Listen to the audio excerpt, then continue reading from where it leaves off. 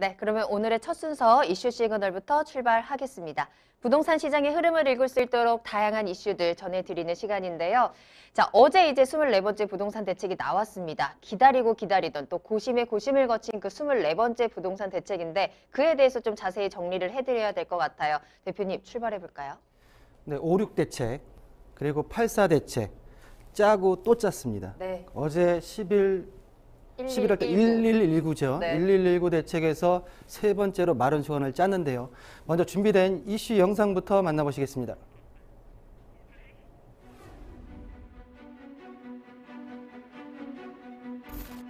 정부가 긴 고심 끝에 전세난을 해소하기 위한 전세 대책을 발표했습니다. 현 정부 출범 이후 24번째 부동산 대책입니다.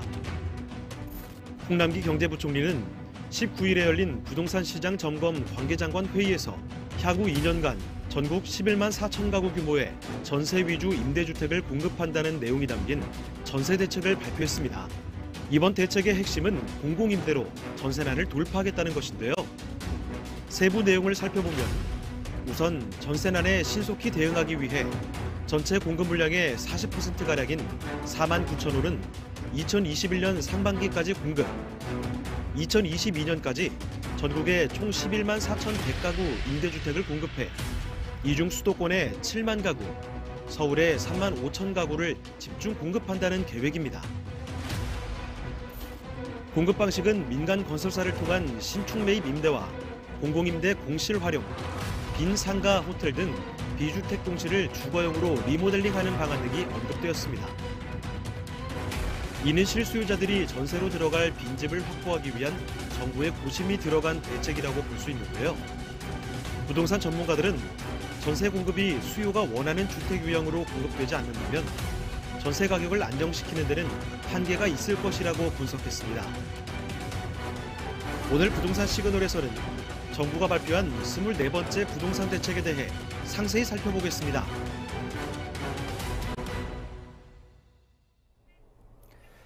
네, 뚜렷한 해법이 없는 현재 부동산 시장에서 여러 정책들, 최근에는 전세난이 심해지면서 어제 전세난 해결에 대한 대책까지 참 굉장히 답답하고 노고가 굉장히 많으실 거라는 생각이 좀 듭니다. 개인적으로.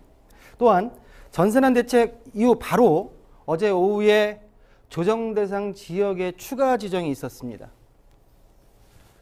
자, 김포 4개 면읍 지역을 제외한 김포 전 지역 많이 올랐죠. 그리고 부산 광역시 중에서 해운구, 수영구, 동래구, 연제구, 남구 예전에 7개 지역을 묶었다가 4개 지역 풀고 3개 지역 풀어서 전 지역이 해제된 지역이었지만 최근 집값이 다시 오르면서 부산광역시의 5개 지역을 다 조정 대상 지역으로 추가시켰고요. 대구광역시 수성구 같은 경우에는 규제 지역이 투기 과열 지역으로 지정되어 있었지만 다주택자 양도세 중과 그리고 장기 보유 특별공제에 대한 배제가 안 되는 조정 대상 지역의 규제 내용은 없었기 때문에 대구광역시에 수성구까지 지정이 되면서 오늘 11월 20일부로 지정 효과가 발생된다라는 내용이 어제 전세난 대책과 함께 발표된 내용이다. 그러나 제가 보기에는 늦었다. 다 오른 상태에서 지정은 의미가 없다. 뭔가 시스템에 있어서의 개선이 필요하지 않을까라는 생각이 들고요. 두 번째, 풍선효과.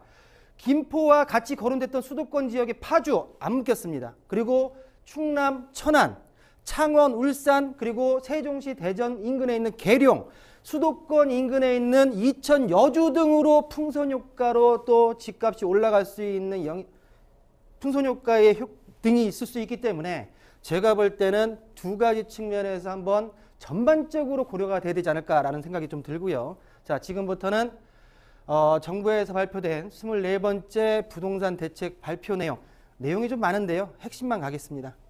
자, 보시는 대로 서민 중산층 주거 안정.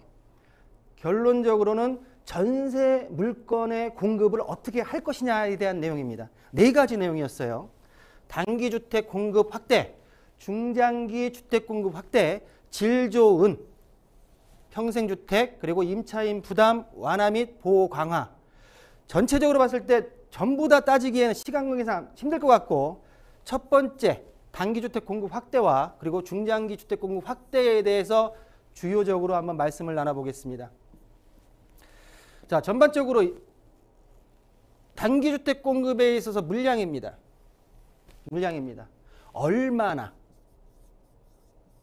얼마나를 빠졌을 때 수치적으로는 어느 정도 11만 가구만 세대 이상으로 공급을 하기 때문에 수치적으로는 높다고 좀 말씀드릴 수가 있겠습니다. 자, 그러나 얼마나, 무엇을이가 중요하겠죠. 무엇을, 우리 앵커도 얘기했듯이 아파트를 선호하고 있는 사람들한테 질 좋은 빌라를 공급할 테니까 들어가 살아라 라는 게 과연 그 니즈에 맞는 건지를 한번 무엇을이 중요할 것 같고요. 세 번째로는 어떤 재원을 가지고 어떻게 공급을 할 것인가가 정확하게 나오지 않았습니다. 이 부분도 한번 체크해 볼 뿐이다라고 좀 말씀 좀 드리겠고요. 자, 단기 주택 공급 확대. 전반적인 내용은 우리가 언론 기사나 뉴스에서도 많이 나왔기 때문에 큰 각만 잡아보겠습니다. 22년도 내후년까지 11만 4천 호.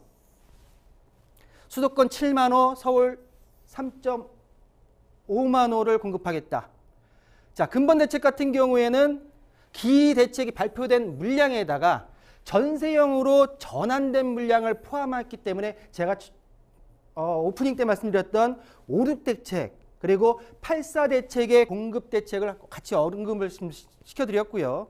자, 중요한 거는 급하기 때문에 22년까지도 갈 수 있는 시간 빠듯합니다. 그러다 보니까 21년도 내년까지 공급되는 물량이 전체 물량이 한 40%라고 하는데 그 내용을 보게 되면 전국적으로 4.9만 호, 수도권에 2.4만 호, 서울에 0.9만 호가 공급 예정이다라고 발표를 했고요. 두 번째로는 보시면 아파트의 전세 수요를 분산할 수 있도록이 중요합니다. 아파트 전세 수요로 몰려 있다 보니까 그 수요를 분산시키겠다. 궁극적으로 그 안에 깔려져 있는 부분은 아파트 전세 물량이 공급이 쉽지가 않다는 얘기죠. 결론적으로. 자, 여기서 임대차 전월세 물량의 10% 정도가 공공입니다. 나머지 90%가 민간입니다. 자, 이 10%의 물량을 늘려서 나머지 90% 민간, 개인들이 갖고 있는 전월세 물량의 마중물로 만들겠다라는 정책이지만 과연 이런 어떤 공급만을 가지고선 그리고 수요자들이 원하는 유형이 아닌 물건을 가지고 과연 이 90%의 전세 물량, 월세 물량을 끌어낼 수 있을까가 제가 볼 때는 가장 큰 핵심이 아닐까라는 생각이 들고요. 좀 빨리 가겠습니다. 자, 조기 공급, 수급 조정에 대한 내용이 나오는데요. 조기 공급. 지금 보시는 대로 공공임대 공실 활용, 전세형 주택 공급이 나오는데요. 자, 보시는 대로 현재 LH와 SH 등에서 보유한 3개월 이상 공실된 주택의 수입니다. 자, 보시는 대로 이 주택을 현행 기준대로 공급을 한 후에 남은 물건이 3개월 이상 공실이 되었을 때 전세형으로 전환 공급하겠다라고 얘기를 하고 있는데 이 물건들 정확한 지역 과연 역세권 우리 수요자들이 원하는 역세권 수도권 메인 지역의 물건들일까가 일단은 첫 번째 궁금증이고요.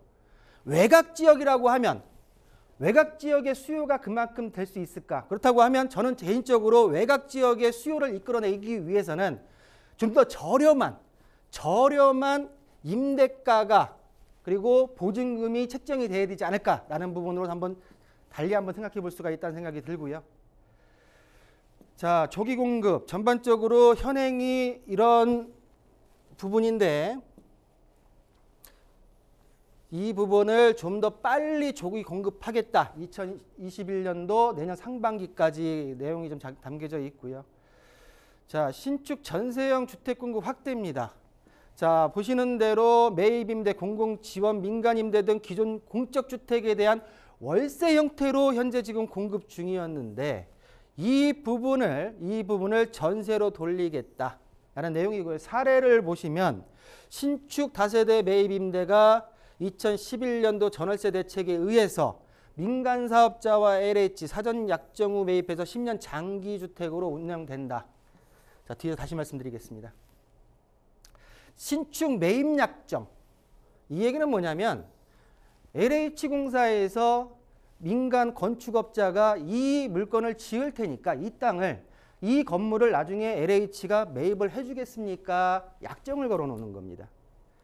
자, 보시는 대로 이 물량이 늘리겠다라고 얘기를 했는데 여기서 지금 하나 봐야 될 게 있습니다. 근본적으로 물량이 대부분 다세대나 빌라나 오피스텔 물량들입니다. 이 물량 내 아까 처음에도 말씀드렸지만은 우리 수요자들의 니즈에 맞는 품질 좋은, 질 좋은 다세대를 공급하겠다라는 내용인데 과연 아파트와 유형가의 차이를 좀 한번 따져볼 필요가 있다라는 생각이 들겠고요. 또 하나 여기서는 이제 단편적으로 저는 이제 이쪽 업에 있다 보니까 뭘 생각해야 되냐면 공급 물량에 있어서 신축 매입 약정이라는 거는 LH공사나 SS공사가 추후에 준공이 떨어지면 매입을 해서 공급을 하겠다는 내용입니다. 그러면 이 물량을 재원이라는 게 일단은 세금을 가지고 움직일 거고요. 세금을. 두 번째, 이 물량을 확보하기 위해서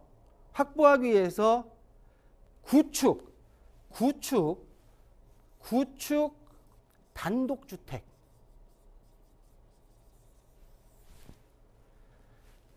이런 다세대나 오피스텔을 질 수 있는 땅들을 확보를 시켜야 되는데 그러면 물량을 이만큼 빠르게 공급을 하기 위해서는 경쟁이 붙을 겁니다. 경쟁이 붙는다고 하게 되면 건축업자 입장에서는 이 물건을 안정적으로 사줄 곳이 있다고 판단했을 때, 결정이 됐을 때는 내가 직접 분양을 하거나 매도를 하지 않기 때문에 그 비용에 있어서 매도하고자 하는 그 들어가는 비용을 땅값에다가 추가시켜서 갈 경우가 생길 수가 있다고 저는 충분히 생각이 듭니다. 그렇다고 하면 근본적으로 전세난을 해결하기 위한 대책이 구축 단독주택 그리고 입지가 좋은 곳이어야 되겠죠. 그런 지역의 토지, 땅값을 올릴 수 있는 영향적인 부분도 한 번쯤 고려를 해봐야 되지 않을까라는 생각이 좀 들겠고요. 지금 국토부에서 발표한 매입약정 공공임대 공급 사례입니다. 전반적으로 봤을 때 서울 지역의 전용 면적이 25.29제곱미터입니다. 작습니다. 자, 두 번째 보겠습니다. 자, 매입약정 공공임대 오피스텔입니다. 황학동이고 전용 면적이 25제곱미터와 그리고 50제곱미터 두 가지로 공급됐지만 오피스텔 1, 2인 수요에 지금 걸맞는 물량들이고요. 자, 보시는 거 매입 임대입니다. 지어져 있는 거를 바로 매입을 해가지고 공급을 하는 부분인데 본 서울시 동대문구 제기동 6호선 안암역에서 600m 떨어진 지역인데 전용 면적이 41.49제곱미터. 현재 지금 국토부 LH에서 현재 진행을 하고 있는 물건들을 국토부에 자료가 올라왔기 때문에 그대로 좀 보여드리고 있는데요. 전반적으로 우리 실수요, 전세 수요자들 3인 이상의 가족을 구성하고 있는 우리 시청자들 입장에서는 좀 면적이 좀 작지 않을까라는 좀 판단이 좀 들고요. 자, 강남구 역삼동인데 전용 면적 25에서 40제곱미터, 룸이 하나에서 두 개로 형성되어 있는 다세대 다가구 주택입니다. 전반적으로 물량에 있어서 극히 작은 부분만이 국민임대, 영구임대에 의한 아파트로 구성되어 있고 나머지는 우리 국토부 관계자 말에 의하면 질 좋은 다세대나 오피스텔을 공급해서 전세난을 해결하겠다라는 게 주된 내용이 아닌가라고 좀 판단이 되고요. 자, 신축 전세 주택 공급 확대에 있어서 우리 아까 전에 앵커도 얘기했지만은 또 최근에 호텔 얘기가 나왔습니다. 호텔, 오피스, 그리고 상가. 지금 보시는 대로 5, 6대책 때 공공임대 매입상 대상에 있어서 주택과 준주택 외에 상가, 오피스, 숙박시설, 호텔이 들어가겠죠. 여기에. 등등을 거론했고요. 그래서 2022년도까지 5,000호를 공급하겠다라는 내용이 현행으로 잡혀 있고요. 민간 참여형 같은 경우는 규제를 완화해서 민간에서도 좀 충분하게 지금 그 물량을 확보시키겠다라고 얘기를 했지만 좀 더 완화해서 물량을 좀 더 늘리겠다. 기존 거보다 한 7,500호 정도를 더 늘려서 공급하겠다라고 했지만 호텔을 청년주택으로 한 사례가 있습니다. 자, 청약을 했어요. 결국 비싸서 다 90%가 계약을 안 했습니다. 뭔가 전반적인 개선이 필요하지 않을까. 내가 위치적으로나 호텔에 들어가 산다 하더라도 나에게 어떤 어드밴테이지가 어느 정도 있는 부분이 집이었기 때문에 나는 들어갈 수가 없어? 나는 어떤 혜택도 받을 수가 없는 거야? 라기보다는 공적인 물건이라고 한다고 하면 정확하게 우리 시청자들, 국민들이 피부로 느꼈을 때 분명한 어떤 어드밴테이지, 장점이 있어야 된다라는 부분이 좀 제가 볼 때는 강력하게 주장하고 싶고요. 자, 요 내용은 지금 2022년도까지 6만 호를 사전 청약하겠다 했는데 2,000호 정도 늘려서 6.2만 호를 사전 청약하겠다라는 내용이고, 자, 중장기 정책입니다. 전반적으로 LH 미착공 물량을 조기 착공하고 가로주택 정비 사업을 전국토로 확대하고 추가적으로 택지를 추가적으로 발굴하겠다라는 내용과 민간 지원형 공급 확대에 대한 내용들이 나와 있습니다. 자, 저 짧은 시간에서 단기 공급 주택 그 확대 방안과 그리고 중장기에 대한 공급 확대 방안을 말씀드렸는데요. 서론에도 말씀드렸지만 비판보다는 뭔가 같이 협의를 해서 결과에 있어서의 어떤 합리적인 결과를 도출할 수 있는 게 굉장히 중요하지 않을까 생각이 듭니다. 뭔가 전반적으로 우리 시청자들, 국민들의 욕구에 있어서 해결책이 없다고 하면 그 부분에 있어서의 궁극적으로 목표가 A라고 했을 때 그 세부적으로 전략들이 B, C, D가 세워지고 B, C, D 밑에는 결론적으로 전술이 세워질 거라 생각이 듭니다. 어느 정권에서도 부동산에 있어서 안정화는 A였습니다. 목표는 똑같았습니다. 그러면 결론적으로 지금 우리 현 정책에 있어서 안정화를 못 시키고 있는 이유가 과연 시간적으로 아직 안 됐기 때문에 그런 것이냐, 아니면 전략적인 부분에서 뭔가가 미스가 있었던 것인가를 한번 따져봐야 되는 생각이 들겠고요. 공공에 있어서 10%에 대한 물량을 가지고 과연 민간이 가지고 있는 90%의 전월세 물량의 마중물이 과연 제가 볼 때는 합당한가?